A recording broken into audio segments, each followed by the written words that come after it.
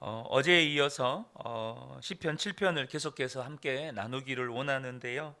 이 시편 7편이 무고한 고소로 인해 생명을 위협받은 지경에 이른 다윗이 하나님께 올려드리는 탄원시라고 말씀을 드렸습니다. 다윗은 죽음의 위협을 당할 정도로 어려운 일을 당했을 때 심판자이신 하나님만 의지했습니다. 그러면서 다윗이 하는 말의 핵심이 무엇입니까? 하나님은 다 아시지 않습니까? 였습니다. 그런데 우리가 다윗과 같이 억울한 일을 당했을 때 하나님은 다 아시지 않습니까? 나는 아무 잘못한 것이 없다고 담대하게 기도할 수 있는 사람이 얼마나 되겠느냐는 겁니다. 오늘 본문에 4절과 5절을 보면 화친한 자를 악으로 갚았거나 내 대제국에서 까닭없이 빼앗았거든 원수가 나의 영혼을 쫓아 내 생명을 땅에 짓밟게 하고 내 영혼을 먼지 속에 살게 하소서라고 고백합니다. 그러니까 다윗이 지금 하나님 앞에 하나님은 다 아시지 않습니까? 라고 고백하는 이 말은 하나님은 내 마음의 깨끗함과 내 마음의 정직함을 아시지 않습니까? 라는 고백입니다.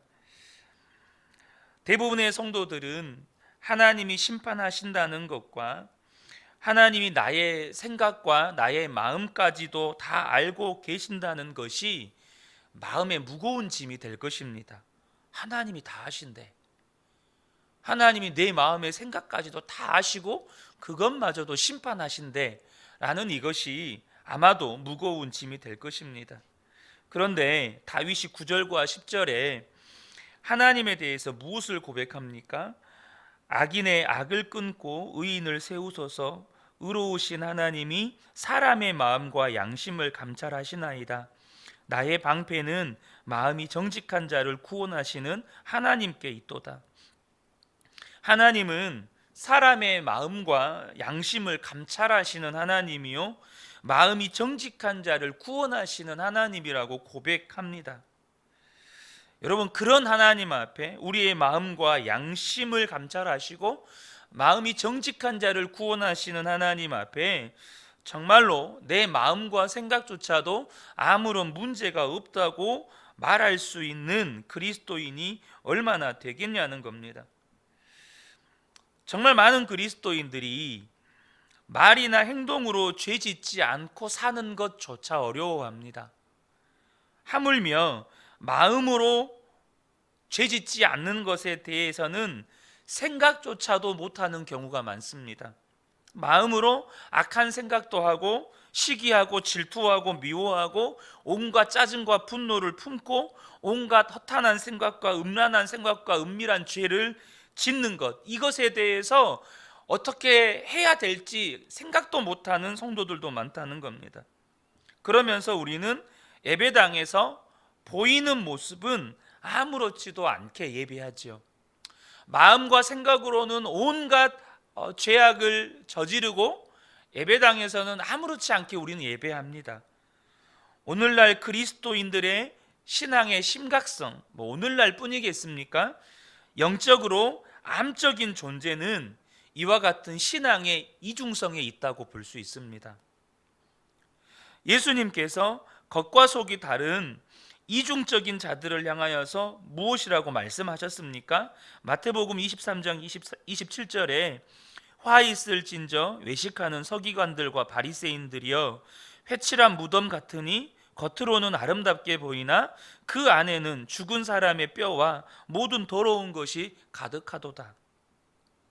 서기관과 바리새인들은 겉으로는 정말로 훌륭하고 인격도 훌륭해 보이고 하나님을 가장 잘 믿는 사람들처럼 보였습니다. 하지만 그들의 속은 말할 수 없는 더럽고 탐욕스럽고 이기적이고 교만한 것으로 가득 차 있었습니다.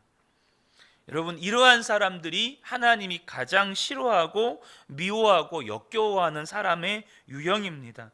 사도 바울은 디모데에게 이런 편지를 썼습니다. 디모데 후서 3장 5절인데요. 경건의 모양은 있으나 경건의 능력은 부인하니 이 같은 자들에게서 네가 돌아서라. 그런 사람들과는 교제도 상종도 하지 말아라, 이 말입니다. 겉으로는 경건의 모양을 가지고 있어요. 하지만 그 사람의 삶에 경건의 능력이 없는 거예요. 이 말이 뭔 말입니까? 이중성을 가지고 신앙생활하는 사람들이라는 것입니다. 겉으로는 거룩하고 깨끗한 척하지만 그 속에는 온갖 더러운 욕망과 제약들이 가득해서 그 사람의 삶에 실제로 경건의 능력이 없는 것. 사람들에게 있는 어리석음 가운데 하나는 자기에게는 관대하고 타인에게는 그렇지 못하다는 것입니다. 오직했으면 예수님이 네 눈에 들보부터 먼저 빼고 다른 사람의 눈에 티끌을 빼줘라 라고 말씀을 하시겠습니까? 그래서 스스로 잘 속는 경우가 많습니다.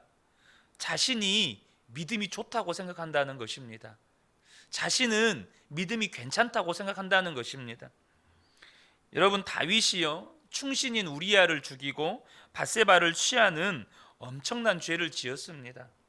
우리는 성경을 보면 그 죄를 짓고 나서 얼마 되지 않아서 바로 나단 선지자가 와서 그 죄에 대해서 말하고 다윗이 회개하는 것으로 기록이 되어 있지만, 여러분, 성경학자들에 의하면 다윗이 그 죄를 짓고 나단 선지자를 만나기까지 1년의 시간이 걸렸습니다. 그러니까 다윗은 그런 엄청난 죄를 짓고도 1년 동안 아무렇지 않게 잘 살았다는 겁니다. 자신이 아무런 죄값도 치르지 않고 양심의 가책도 느끼지 않았다는 겁니다. 다윗이 스스로 의롭게 생각했다는 거예요. 다윗이 스스로 아무렇지 않게 여겼다는 것입니다. 자신이 죄인이라고 생각하지 못하는 것, 자신이 이 정도는 괜찮다고 생각하는 것, 이것이 무서운 것입니다. 그러나 나단 선지자가 와서 당신이 바로 그 사람입니다 라고 지적했을 때 다윗이 하나님 앞에 꼬꾸라졌습니다. 왜 그렇게 되었습니까? 하나님께서 나단 선지자를 보내셔서 하나님의 말씀이 임하는 순간에 살아계신 하나님을 바라보는 눈이 열린 겁니다. 오늘 시편 7편의 고백과 같이 하나님이 심판자이시고 하나님이 마음과 양심을 감찰하시고 마음의 정직함을 따라서 심판하신다는 것에 대한 믿음의 눈이 열려버린 겁니다. 그러니까 다윗이 하나님 앞에 꼬꾸라지는 겁니다. 하나님은 저와 여러분이 그러한 마음으로는 온갖 죄를 지으면서 겉으로는 아무렇지도 않게 살아가는 모습을 견디시지 못하기 때문에 나단을 선지자를 보내셔서 다윗을 꾸중하시고 다윗을 하나님 앞에 돌이키게 하시고 저와 여러분에게 동일하게 그렇게 하신다는 겁니다. 하나님은 우리의 마음을 보십니다. 우리의 마음에 관심을 두십니다. 사람들은 교양이 있어 보이고 믿음이 좋아 보이고 겉으로 보이는 것, 그래서 정말로 사람 괜찮아 보이네, 사람 성공한 것처럼 보이네, 여기에 마음에 신경을 쓰고 중요하게 여기지만 하나님은 우리의 마음의 중심, 우리의 마음의 양심이 어떠한지, 우리가 어떤 생각을 가지고 사는 사람인지를 중요하게 보신다는 거예요. 사무엘상 16장 7절에 주님이 이렇게 말씀하십니다. 여호와께서 사무엘에게 이르시되 그의 용모와 키를 보지 말라. 내가 이미 그를 버렸노라. 내가 보는 것은 사람과 같지 아니하니 사람은 외모를 보거니와 나 여호와는 중심을 보느니라 하시더라. 제가 말씀을 이번 주일에도 나누었고 계속해서 나누었지만, 여러분, 하나님의 심판대 앞에 설 때 하나님은 절대 우리 성공했냐고 안 물어보십니다. 세상에서 얼마나 성공했냐 절대 안 물어보십니다.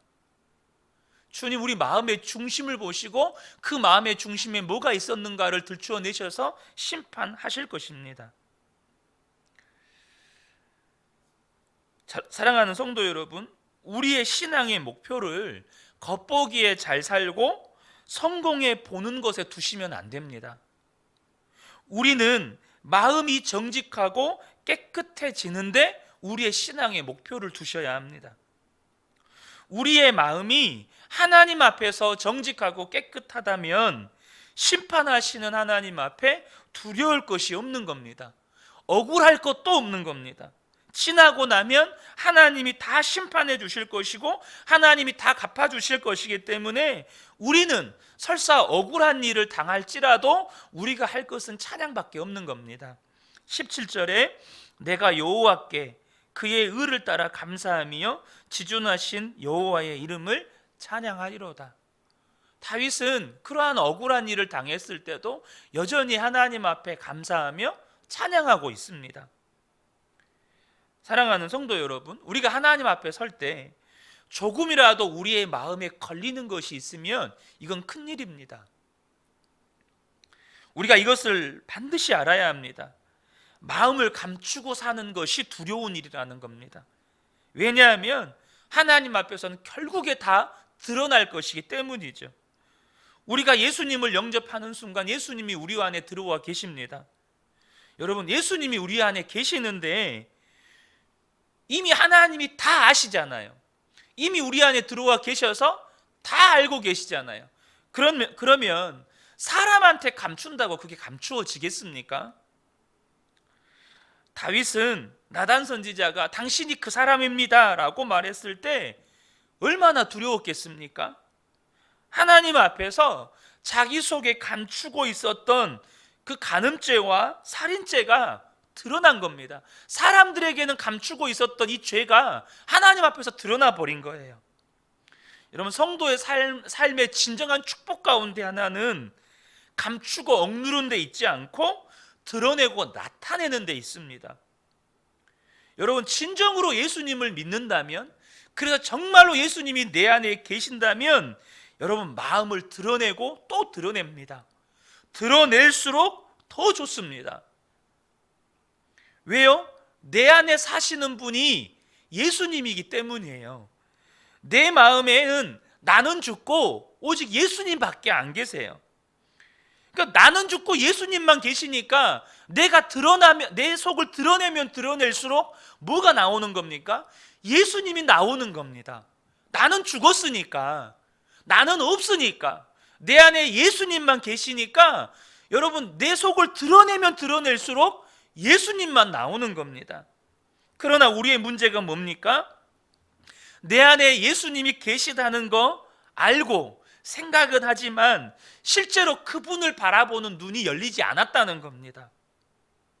내 안에 예수님이 계시다는 눈이 열렸는데 어떻게 내 마음에 온갖 더러운 죄악들, 악한 생각, 시기와 질투와 미움과 온갖 짜증과 분노와 혹은 또 온갖 허탄하고 음란하고 은밀한 생각들을 방치할 수가 있습니까? 내 안에 예수님이 계시고 그 예수님을 보는 눈이 내가 열려 있는데 어떻게 그런 죄악들을 우리가 내 속에다 그대로 두고 삽니까?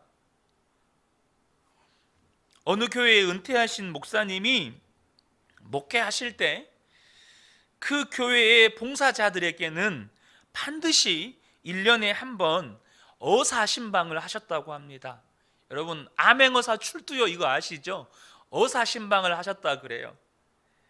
그러니까 이 어사신방이 뭐냐면 사전에 연락을 드리지 않고 집 앞에 가셔서 전화를 하시고 신방을 하시는 거예요. 그래서 집 앞에서 전화해가지고 신방을 했는데 만약에 집안에 청소가 되어 있지 않으면 무조건 그 성도님은 이제 주로 여자 성도님들이시겠죠. 교회에서 중직자 역할을 하시고 봉사를 하시는 분들이시니까 그분들은 무조건 1년간 봉사를 쉬게 하셨다고 합니다. 그래서 그 교회의 이 여자 중직자 혹은 봉사자 성도님들은 목사님이 오실 것을 대비해서 항상 집을 깨끗하게 청소를 해 놓으셨다고 해요. 여러분, 왜 그렇게 집을 매일매일 치울까요? 혹시라도 목사님이 불시에 집을 방문하실지도 모른다고 의식하면서 살기 때문입니다. 혹시라도 오늘 목사님이 우리 집에 오실 수도 있다라고 의식하며 살기 때문이에요. 여러분, 내 안에 예수님이 계신다는 것을 아는 것 혹은 생각하는 것과 정말로 내 안에 예수님이 계시다는 것을, 내 안에 계신 예수님을 보는 눈이 열린 것, 정말로 그 주님을 의식하며 사는 것은 완전히 다른 겁니다. 여러분, 다 믿는다니까요. 우리 교회 담임 목사님이 계셔. 이건 다 알아요. 우리 교회 담임 목사님이 저분이야. 이건 다 압니다. 근데 그분이 오늘 우리 집에 방문하실 수도 있어라고 의식하고 사는 건 다른 문제입니다. 우리가 지식으로 예수님이 내 안에 계시다는 거 알죠? 그러나 그분을 바라보는 눈이 열려서 내 주님이 나와 함께 계신다는 것을 정말로 믿고 사는 건 다른 문제입니다. 내 안에 계신 예수님을 바라보는 눈이 열리면 여러분, 죄를 허용할 수가 없는 겁니다. 혹 내가 실수로 죄 가운데 넘어진다 할지라도 내 안에 주님 계시니까 그 즉시 주님 앞에 그 죄 가지고 나아가는 겁니다. 그래서 제가 올 한 해 우리 성도님들과 함께 도전하고 싶은 것이 예수 동행 일기입니다. 하루를 돌아보고 내가 얼마나 주님을 생각하고 얼마나 주님을 바라보았는가 점검하는 것이죠.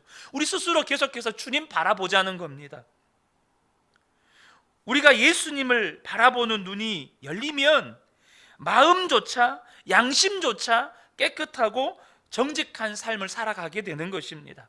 사랑하는 성도 여러분, 저와 여러분이 주님 앞에 서는 그날에 두려울 것이 없는 성도님들이 되시기를 축복합니다. 그래서 날마다 우리가 때로는 살아가면서 억울한 일을 당할지라도 그것에 대해서 복수하고 그것에 대해서 원통해하는 것보다 심판자 되신 주님 바라보고 깨끗하고 정직한 마음을 가지고 여전히 감사하고 여전히 찬양하는 삶, 그러한 삶을 살아가게 되시기를 주님의 이름으로 축복합니다. 아멘.